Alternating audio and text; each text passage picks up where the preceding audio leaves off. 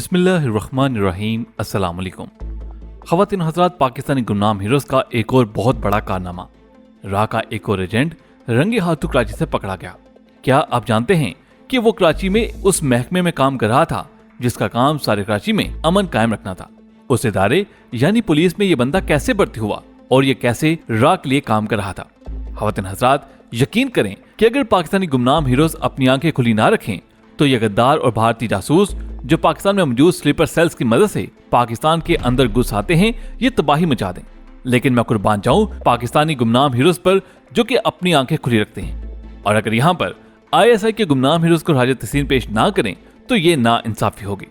ख़वातीन हज़रात, खबर ये है कि भारत की खुफिया एजेंसी रा के लिए काम करने वाले कराची पुलिस के अफसर को गिरफ्तार कर लिया गया है।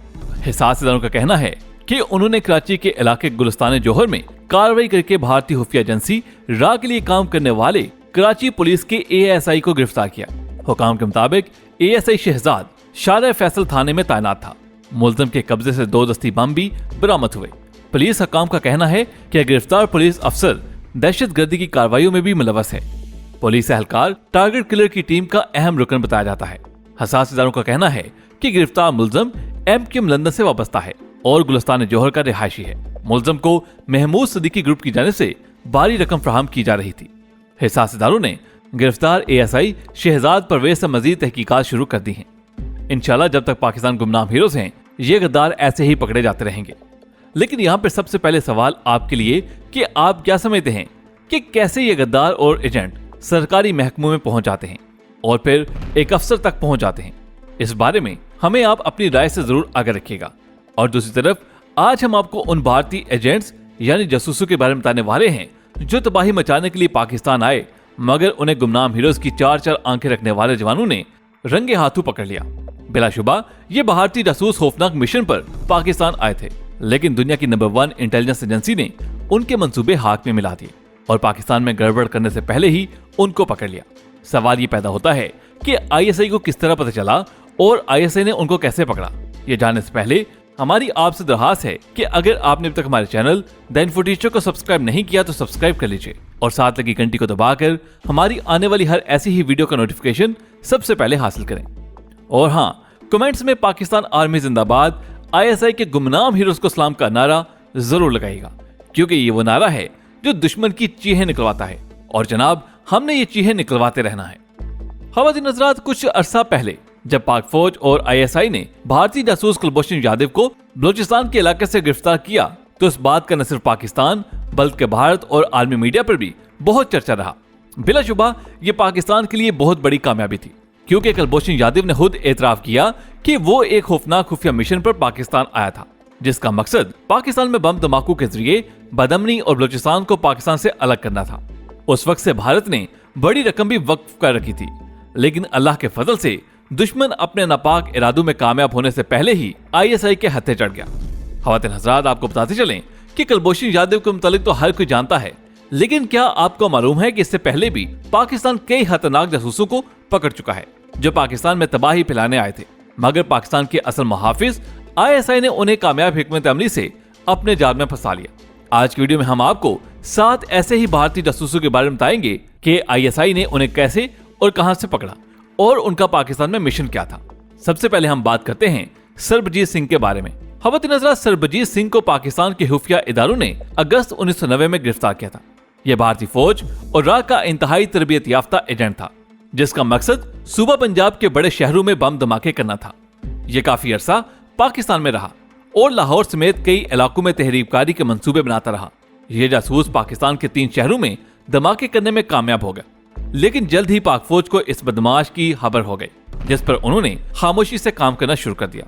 भारतीय एजेंट जब अपने मिशन की जानिब तेजी से बढ़ रहा था तो खुफिया इदारों ने जबरदस्त कार्रवाई करते हुए उसे रंगे हाथों धर लिया।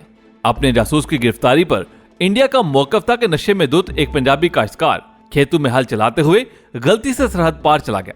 पाकिस्तान ने सरबजीत सिंह के खिलाफ फैसलाबाद, मुल्तान और लाहौर में धमाकों के इल्जामात पर मुकदमा चलाया और उसे मौत की सजा सुना दी। सरबजीत सिंह 2013 में कोट लखपत जेल में कैदियों के हमले में जख्मी हो गया और जानबर न हो सका।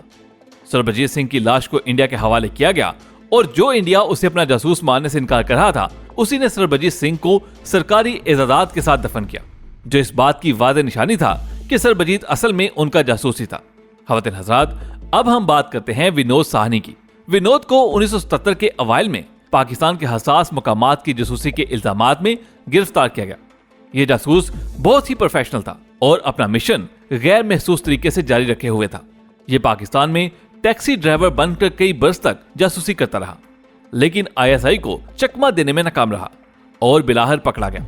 इस जासूस को 11 बरस पाकिस्तान जेल में गुजारने के बाद 1988 में रिहाई मिली और वो अपनी कहानी सुनाते हुए कहता है कि वो एक टैक्सी ड्राइवर था जब उसकी मुलाकात एक भारतीय जासूस से हुई, जिसने उसे सरकारी मुलाजमत की पेशकश कर दी। उसे भारतीय हुकूमत की तरफ से पाकिस्तान भेजा गया, लेकिन जब वो पाकिस्तान कैसे रिहा हुआ तो हुकूमत ने उनकी मदद नहीं की थी। ख़वातीन हज़रात, अब हम बात करते हैं गुरबख्श राम की। गुरबख्श राम पाकिस्तान में शौकत अली के नाम से जाना जाता था। गुरबख्श राम को 1990 में उस वक्त गिरफ्तार किया गया था जब वो कुछ अर्सा पाकिस्तान में गुजारने के बाद अहम हिदायत वसूल करने भारत जा रहा था, लेकिन पाकिस्तान के खुफिया इदारों के हत्थे चढ़ गया। गुरबख्श राम एक अनोखा जासूस था जो 19 दीगर जासूसों समेत पाकिस्तान में दाखिल हुआ। ये एक बहुत बड़ा नेटवर्क था जो भारत ने पाकिस्तान में खुफिया मिशन पर रवाना किया था। गुरबख्श राम का गिरोह अभी सही तरीके से पाकिस्तान में कदम नहीं जमा सका था कि उसे पकड़ भी लिया गया। ये गिरोह अपनी किसी भी साजिश में कामयाब होने से पहले ही पकड़ लिया गया था। इस गिरोह ने जासूसी का इतराफ कर लिया और आखिरकार उस गिरोह को सजा मिलने के बाद 2006 में 19 भारतीय कैदियों को कोट लखपत से रिहाई मिली।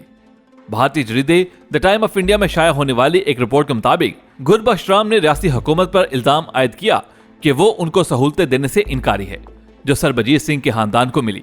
उन्होंने पंजाब के चीफ मिनिस्टर प्रकाश सिंह बादल से भी मुलाकात की, लेकिन उन्हें सरकारी मुलाजमत तक न दी गई। अब हम बात करते हैं सुरजीत सिंह की। सुरजीत सिंह राग का नामी ग्रामी एक एजेंट था। वो गिरफ्तारी से पहले कम से कम 50 बार पाकिस्तान का दौरा कर चुका था, जहां से वो दस्तावेजात हासिल करके वापस भारत चला जाता था।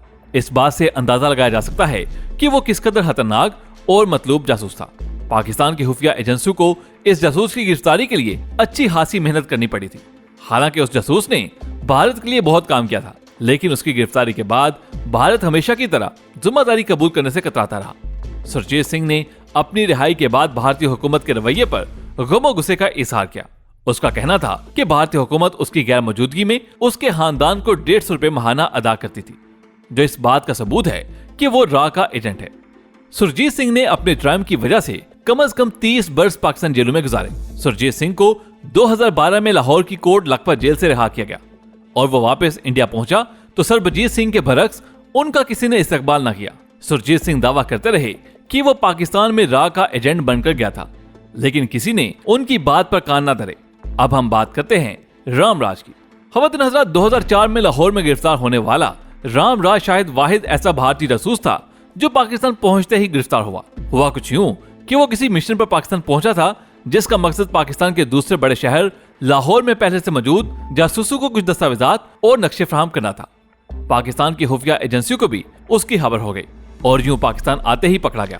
उसे 6 बरस कैद की सजा हुई और जब वो अपनी सजा काट कर वापस इंडिया पहुंचा तो भारतीय इदारों ने पहचानने से इनकार कर दिया। हालांकि वो पाकिस्तान आने से पहले 18 बरस तक हिंदुस्तान के खुफिया इदारों में रह चुका था। अब हम बात करते हैं रविंद्रा कौशिक की। रविंद्रा कौशिक एक ऐसा भारतीय जासूस था जो 25 बरस तक पाकिस्तान रहा। रविंद्रा कौशिक राजस्थान में पैदा हुआ।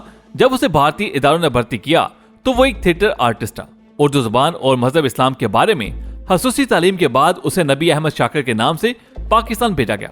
पाकिस्तान भेजे जाने से पहले उन्होंने उसके खतने भी करवा लिए थे।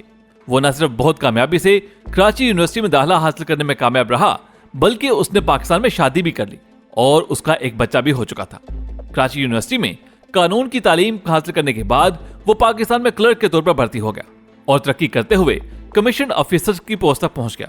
फिर वो तरक्की करते हुए मेजर की पोस्ट पर पहुंच गया। रविंद्रा कौशिक की गिरफ्तारी एक और भारतीय जासूस की गिरफ्तारी के बाद अमल में आई, जिससे खसूसी तौर पर मेजर रविंद्रा के साथ राब्ते के लिए भेजा गया था।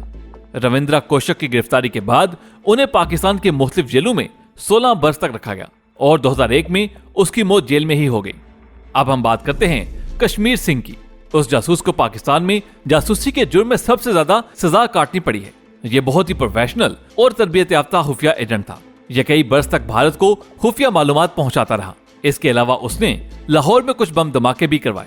कश्मीर सिंह का नेटवर्क तोड़ने के लिए पाकिस्तान की खुफिया एजेंसियों को खासी मेहनत करना पड़ी, जिसके बाद कश्मीर सिंह को 1973 में पाकिस्तान में जासूसी के जुर्म में गिरफ्तार कर लिया गया। यह वाहिद जासूस है जिसे पाकिस्तान की जेलों में 35 बरस गुजारने के बाद जब 2008 में रिहा किया गया तो इंडिया में उसका शानदार खैर मकदम किया गया।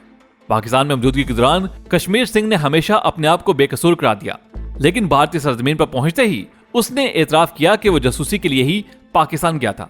ख़वातीन हज़रात, इनके अलावा भी कई ऐसे जासूस हैं जिनको पाकिस्तान की खुफिया एजेंसी ISI ने गिरफ्तार किया है, लेकिन पाकिस्तान की खुफिया एजेंसी ISI जानबूझकर उनकी मालूमात फराहम नहीं करती क्योंकि वो फौजी कवायद और ज़ाब्त के खिलाफ है।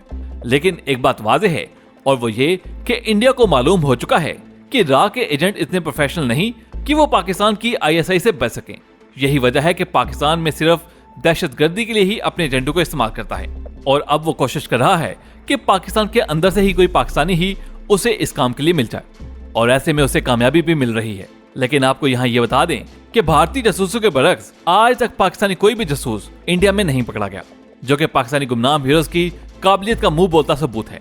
अल्लाह ताला से दुआ है कि वो हमारे गुमनाम हीरोज की हिफाजत करे और उन्हें अपनी चारों आंखें खुली रखते हुए मुल्क पाकिस्तान की हिफाजत करने का अजर देता रहे। आमीन सुमा आमीन।